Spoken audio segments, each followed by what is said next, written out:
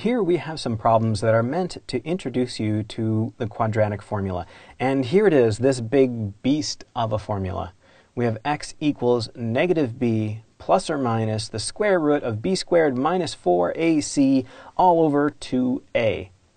And if that seems like a mouthful and you would never remember it, you might be surprised after you do enough problems with these that you probably will be spouting this whole thing off in your sleep. But let's get familiar with this. The a, b, and c represent the coefficients of the terms of a quadratic. So, you might have a quadratic formula that looks like this, 2x squared, or you might have a quadratic that looks like this, 2x squared minus 4x plus 3 equals 0. So you've got it set equal to 0 as if you were ready to factor it. Some of these things are really hard to factor. They just don't work. And so we use the quadratic formula as an alternative to factoring. Quadratic formula will work all the time. And the a is the coefficient of the x squared term. B is the coefficient of the x term. And c is the number. So those are the numbers. You just plug them in this formula and crunch it out.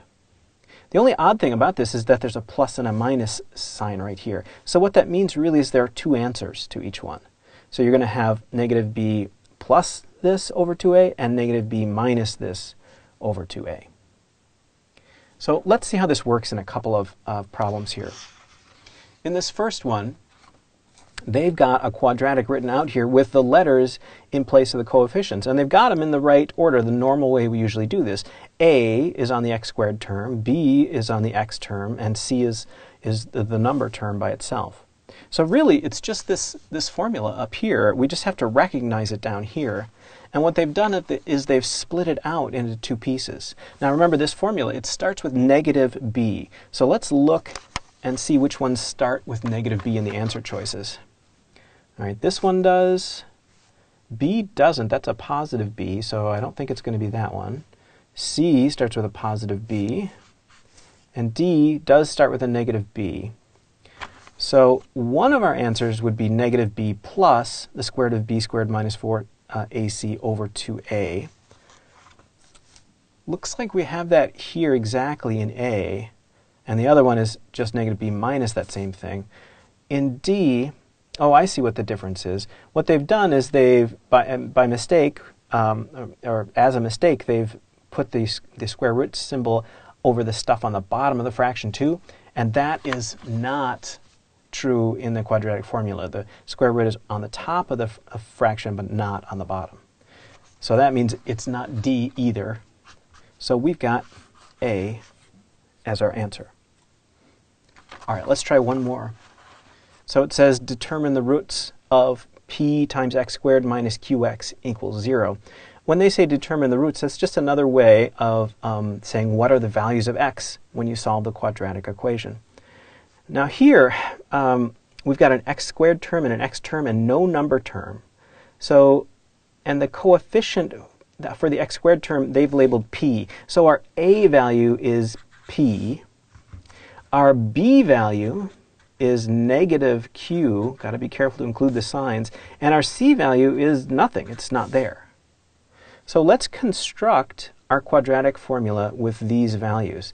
Now, the quadratic formula is x equals negative b. Well, b is negative q, so negative b is negative negative q, or just q, and then plus or minus the square root of b squared. Well, negative q squared would be, negative q times negative q would be a positive q squared. So q squared minus 4 times a times, times c. So minus 4 times p times 0. Anything times 0 is going to be 0, so that whole chunk is going to go away. That's nice. And all of this gets put over 2 times a, and in our case, a is p, so 2p. So let's rewrite this.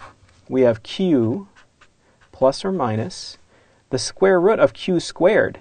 Well, that just undoes itself, so that's just q over 2p. If we were going to write these as two pieces, separating out the plus and minus, the first one would be q plus q over 2p, and the second one would be q minus q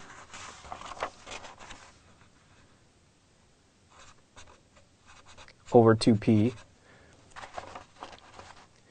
And I think that's all the farther we need to take it, although, I mean, obviously q minus q would be 0, so this one would be 0, the value, but they haven't written it that way.